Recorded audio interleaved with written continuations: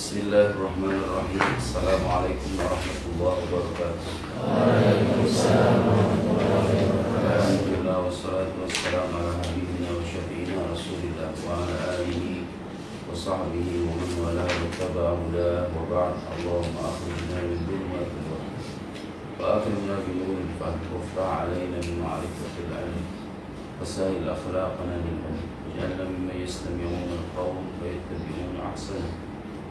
Subhanaka la ilma lana illa ma 'allamtana innaka antal alimul hakim.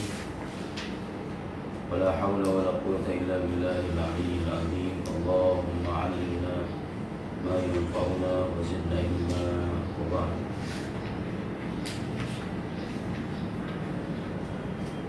Baik.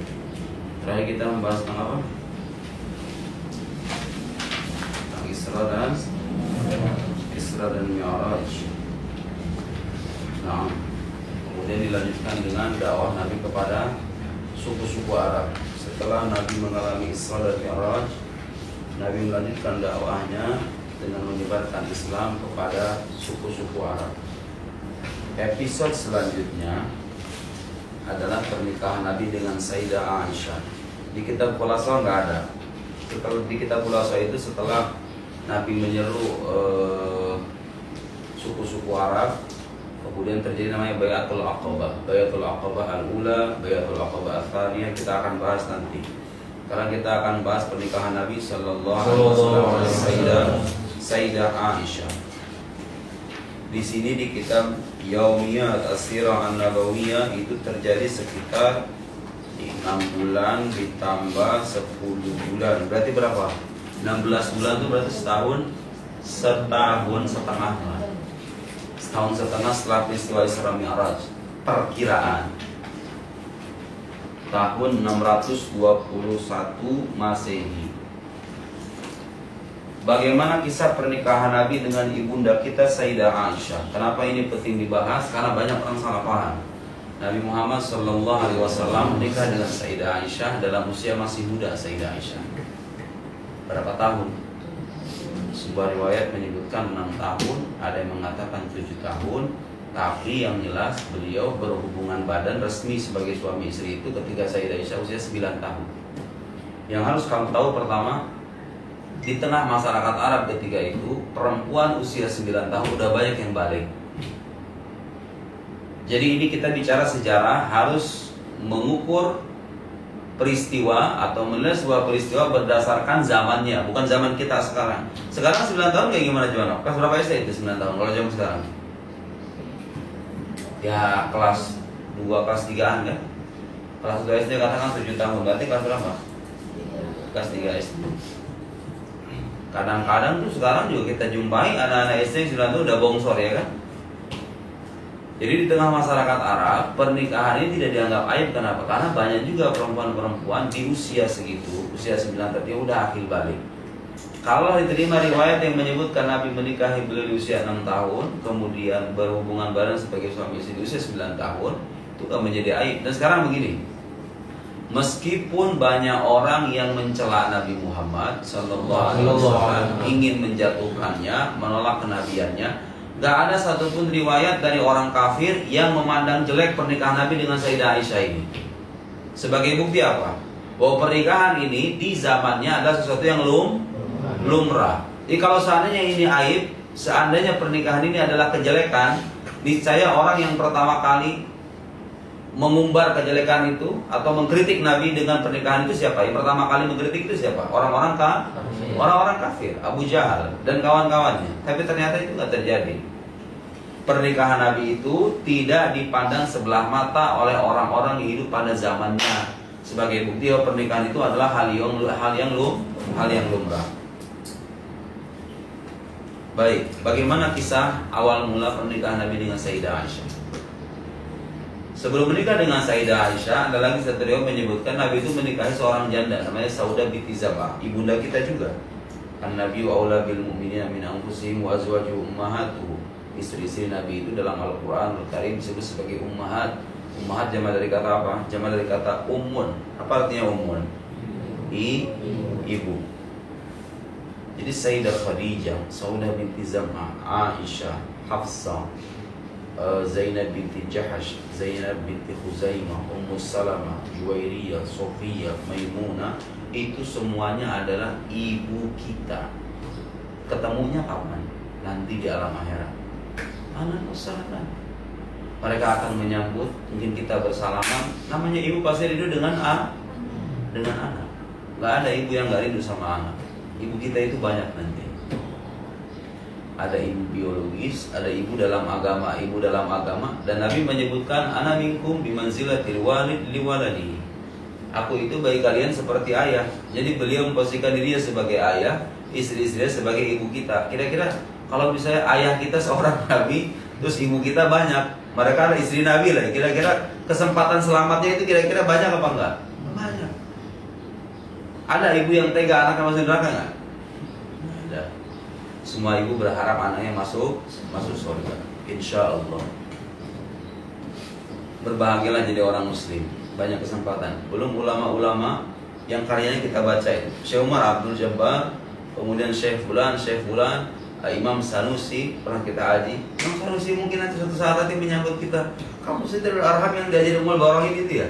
Kita biasa tulis itu ya? Mungkin ngasih syafaat sama kita, wallahu a'lam. Banyak kesempatan. Belum ziarah-ziarah. Pernah ke Wali Songo nggak kamu? Ziarah Wali Songo pernah? Nah, nggak akan sia-sia. Mereka yang kita kunjungi itu mendengar kita dan tahu kita. Jadi orang yang di alam kubur itu, di alam barzakh namanya, di alam barzakh itu punya akses ke alam kita. Jangan punya anggapan kalau orang sudah mati kemudian selesai hidupnya. Enggak. Orang mati itu masuk alam namanya alam barzakh. Hidup nggak mereka? Ya namanya alam ya hidup di alam barzakh dengan rohnya, hidup di alam barzakh. Mereka kalau misalnya kita kunjungi, bacain Fatihah, bacain doa, tahu apa enggak? Dia tahu orang tua kamu. Seandainya orang tua kamu sudah enggak ada, ngelihat kamu kerjaan yang ngaji, bahagia atau enggak? Bahagia. Tapi kalau kerjaan kamu maling, judol, main game online, pacaran, auzubillah min dzalik, minum khamar, sedih apa enggak? Sedih. Makanya ada anjuran di antara birrul walidain, berbakti kepada orang tua. Waktu orang tua kita udah nggak ada, itu berbuat baik kepada teman-temannya. Bapak kamu punya CS, tetangga kamu misalnya, tahu betul tuh kalau bapak kamu tuh sayang banget sama temennya. Terus kamu ketika bapak kamu sudah wafat, berbuat baik sama dia, itu bisa menyenangkan roh ayah kamu. Jadi orang yang sudah meninggal itu masuk namanya alam barzakh, dia punya kehidupan. Assalamualaikum. Saya kalau ziarah kubur begitu. Assalamualaikum darah kaum ini. Antum sabiqun wa inna insyaallah bikum lahiqun. Datang ke Abah Uji. Assalamualaikum Abah Uji. Hayyakumullah, ana Ji Muhammad Nuruddin, Talibul Azhar Syarif. Ngomong pakai bahasa Arab. Saya biasanya kayak gitu kalau misalnya ziarah kubur. Karena saya meyakini orang di alam barzakh itu hidup.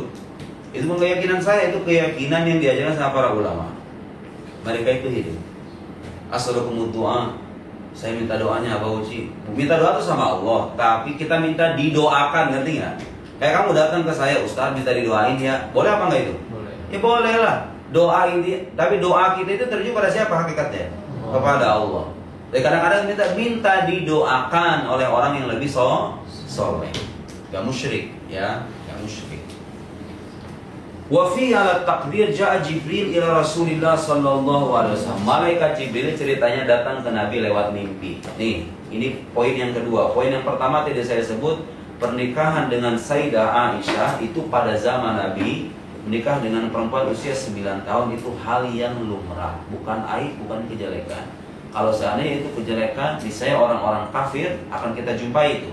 Kritikan, Muhammad ini, misalnya begitu ya, meledek Nabi gara-gara menikahi seorang perempuan katakanlah di bawah usia. Seandainya itu kejelekan, udah pasti ada itu. Tapi ternyata nggak ada. Yang kedua yang nggak kalah penting, pernikahan Nabi dengan Sayyidah Aisyah itu adalah perintah dan wahyu dari Allah Subhanahu wa Ta'ala. Kalau Nabi diperintah sama Tuhannya, suruh nikahi perempuan ini, kira-kira hukumnya apa itu kalau bagi seorang Nabi? Kalau diperintah sama Allah, iya, jadi keharusan kan, mau nggak mau. Jadi bukan Nabi yang mau. Nah sekarang kita akan bacakan apakah benar itu perintah atau isyarat dari wahyu Allah Subhanahu wa Ta'ala. Malaikat Jibril datang ke mimpi Nabi, kemudian di hadapannya ada seorang perempuan, wa ma'hu insan wajhu mughatta bi thawbin min harir. Seorang perempuan wajahnya ditutup dengan kain sutra. Fayaqulu lahu, Malaikat Jibril bilang sama Nabi dalam mimpi, hadhihi zawjatuka fid dunya wal akhirah. Ini adalah istrimu di dunia dan di akhirat. Fakasyafa an wajhiha. Dibukalah itu tirai wajah perempuan tadi, para malaikat Jibril.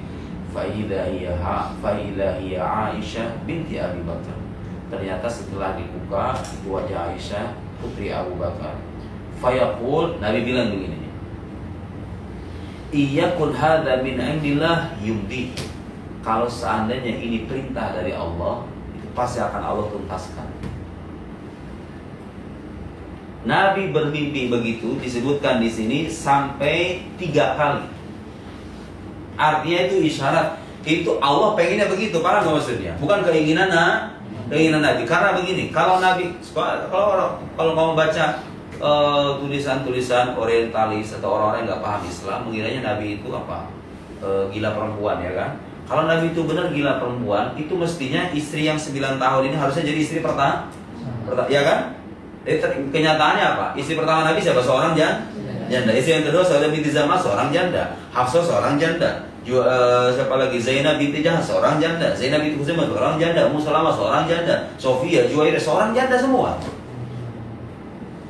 Nabi nikah dengan Sayyidah Aisyah, satu-satunya yang perawan ini, itu pun bukan karena keinginan beliau, tapi wahyu yang disampaikan oleh malaikat Jibril, perintah dari Allah Subhanahu wa taala. Ini istrimu. Bukan beliau yang mau, ya. Bukan beliau yang mau. Nah, sekarang orang-orang zaman sekarang tahu masalahnya apa? Mengukur perilaku Nabi itu dengan perilaku orang biasa. Padahal Nabi itu beda dengan kita. Nabi itu dapat wahyu. Kamu dapat wahyu atau enggak? Enggak dapat wahyu. Kita enggak dapat wahyu, Nabi dapat wahyu. Perintah dari Allah Subhanahu wa taala. Enggak bisa disamain. Enggak bisa disamain. Kalaupun disamakan, kita harus melihat fenomena pernikahan Nabi dengan Sayyidah Aisyah itu berdasarkan zamannya, bukan berdasarkan zaman kita. Saya sekarang kalau menikahi perempuan, usia saya sekarang 30 tahun. Katakanlah 30 tahun atau katakanlah 40 tahun. Nikah dengan usia 9 tahun. Semua masyarakat, ya kan? Itu zaman sekarang. Zaman dulu nggak begitu, ya. Melihat mimpi itu sebanyak 3 kali. Nah, baru setelah mimpi diberikan isyarat lewat mimpi, terjadilah percakapan antara ada seorang perempuan namanya Khawlah binti Hakim, istri dari Uthman ibn Mad'un. Uthman ibn Mad'un itu salah seorang sahabat Nabi Sallallahu Alaihi Wasallam. Namanya ada perempuan namanya Khawlah, ya. Ini tokoh-tokohnya dengerin. Khawlah binti Hakim datang ke Nabi. Perempuan namanya Khawlah. Ya Rasulullah, ala tatazawwaj. Ini setelah Sayyidah Khadijah meninggal. Apakah engkau tidak ingin menikah, Rasulullah? Rasulullah kemudian bertanya, man? Apa artinya man? Siapa? Siapa yang aku nikahi? Qalat, in syi'ta bikran wa in syi'ta thayban. Kalau kamu mau perawan atau mau seorang janda? Nabi kemudian bertanya, manil bikr? Siapa dari kalangan perawan? Qalat, ahabbu khalqillahi ilaik Aisyah binti Abi Bakar. Aisyah putri Abu Bakar. Qala, wa manil thayyib? Kalau dari janda siapa? Qala Saudah binti Zam'ah. Saudah ini seorang Saudah juga dinikahi. Qad amanat bik wattaba'at. Saudah sudah beriman dan dia sudah mengikuti ajaranmu. Qala Rasulullah, fadhhabi fadhkurihi ma alayya. Ya sudah, kalau gitu kau pergi keduanya. Kamu tanya mereka.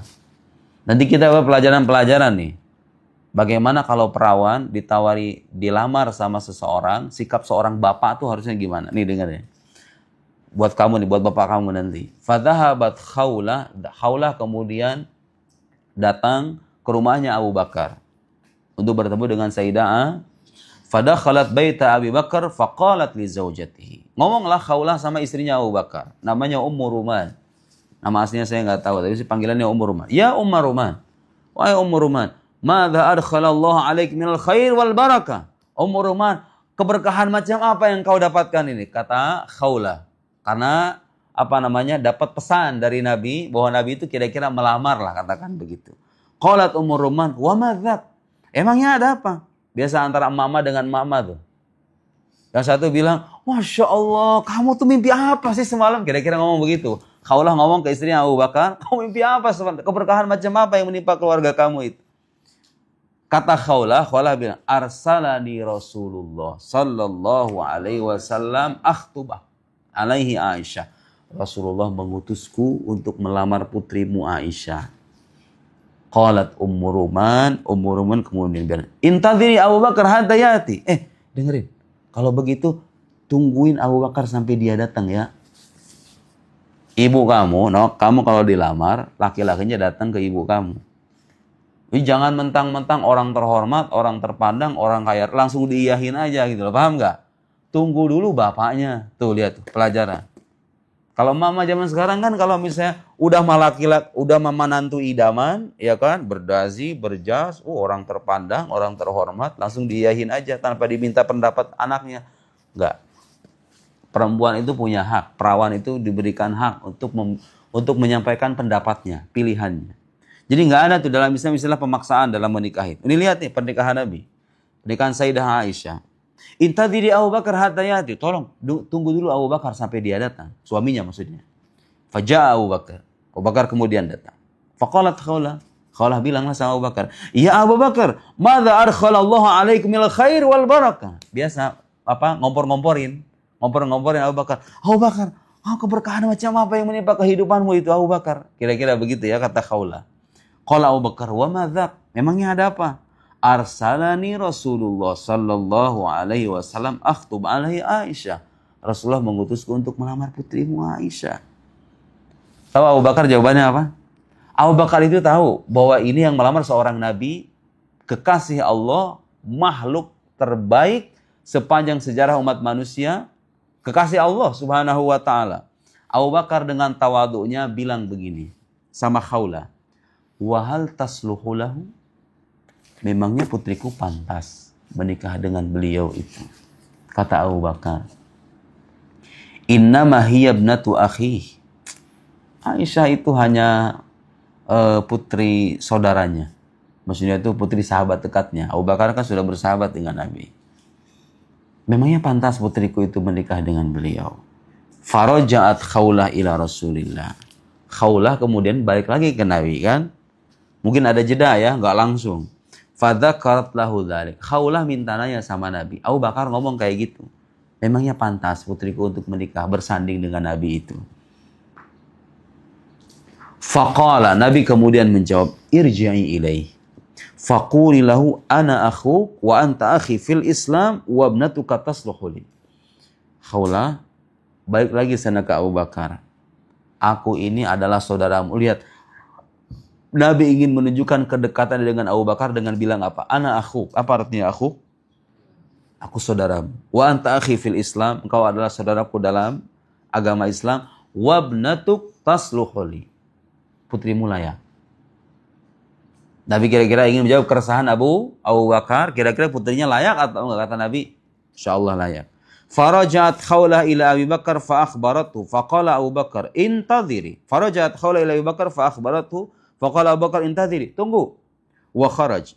Qalat Ummu Ruman. Nah, satu fakta yang kadang-kadang gak banyak orang tahu. Sayyidah Aisyah itu, ini sebagai bukti yang ketiga, bahwa pernikahan Nabi dengan Sayyidah Aisyah itu hal yang lumrah, bukan aib, bukan sebuah kejelekan. Buktinya apa? Ternyata sebelum Nabi itu dicomblangin, bahasa kita dicomblangin sama Sayyidah Aisyah oleh Khawlah ini, sebelum terjadi pernikahan Nabi dengan Sayyidah Aisyah, pelamaran itu sebelum terjadi, Sayyidah Aisyah itu udah dilamar duluan. Sayyidah Aisyah sebelum dinikahi oleh Nabi itu udah dilamar duluan sama orang Arab lain namanya Mut'im ibn Adi. Ada di sini. Al-Mut'im ibn Adi. Seorang Arab namanya Mut'im ibn Adi. Itu sebagai bukti apa? Bahwa pernikahan dengan perempuan usia segitu di zaman itu adalah hal yang buktinya sebelum dinikahi sama Nabi pun dia sudah dilamar. Cuma lamarannya dibatalin. Nah, ini pelajaran lagi. Gak boleh kita itu menikahi perempuan yang sudah dilamar sama orang lain. Hukumnya haram. Jadi kalau pacaran doang gimana? Kalau baru cem-ceman doang, baru ikatan-ikatan tidak resmi, dia suka, lakinya suka, perempuannya suka, terus kita nyerempet dari samping. Apa namanya itu? Menikung dari samping. Boleh apa enggak? Boleh apa enggak? Ya kalau belum ada ikatan resmi, belum ada cincin, belum ada keluarga bertemu dengan keluarga, ya boleh-boleh aja lah. Saingan, ya enggak? Bersaing itu namanya kalau begitu. Tapi kalau sudah diikat, dalam hal itu sudah dikhitbah namanya. Ingat ya, khitbah dalam Islam itu tujuannya bukan melegalkan hubungan pacaran. Bukan berarti kalau orang setelah dikhitbah itu boleh jalan, kemudian pegangan tangan, setelah pegang tangan, pegang ini, pegang itu. Sebelum menikah udah terjadi. Bukan. Khitbah itu tujuannya apa, Nok? Khitbah itu tujuannya apa? Mengikat. Artinya kalau kamu sudah dikhitbah, haram hukumnya kamu itu didekati oleh laki-laki yang lain. Kecuali setelah dibatalkan.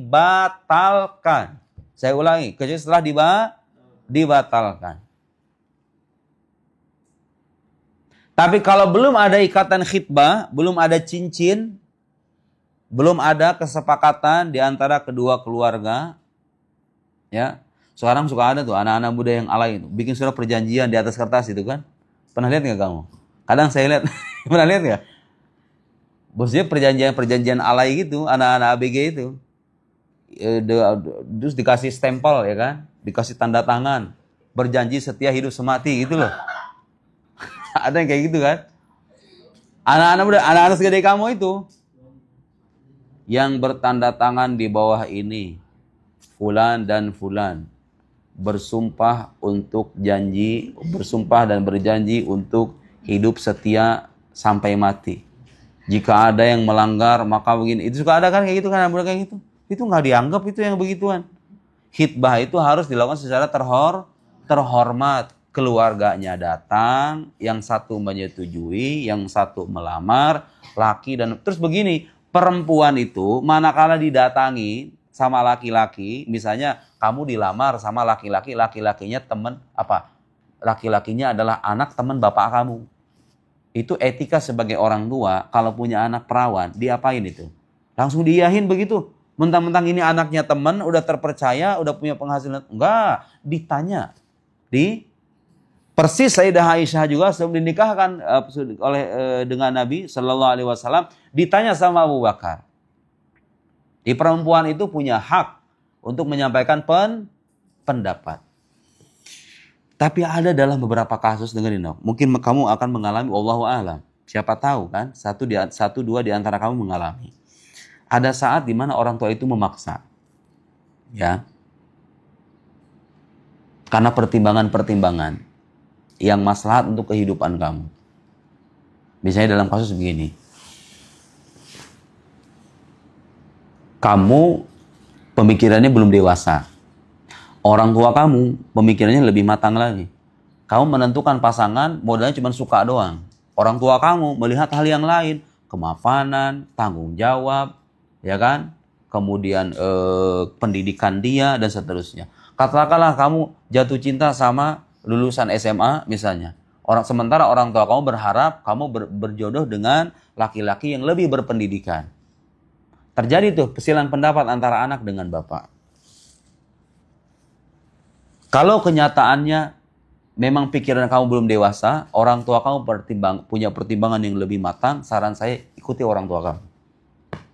Tapi kan saya nggak cinta. Cinta itu dibentuk nanti setelah menikah. Gak semua, kamu kalau misalnya lihat orang-orang tua dulu itu, kan jarang-jarang yang pacaran. Tapi mereka awet-awet kan, anaknya 10 kadang-kadang. Awalnya itu dinikahin apa coba? Dijodohin sama orang tuanya. Tahu-tahu ketika udah nikah anaknya bisa 10. Saya punya teman seangkatan itu, waktu saya mondok, itu teman seangkatan saya itu anaknya 10 beneran, 10 apa 11 gitu. Itu orang-orang yang kayak gitu biasanya, nikahnya itu bukan diawali dengan pacaran 3 tahun, 4 tahun. Enggak, dijodohin sama orang tuanya, langgeng-langgeng aja tuh. Jadi jangan punya bayangan bahwa cinta itu harus ada sebelum menikah. Nggak selamanya begitu.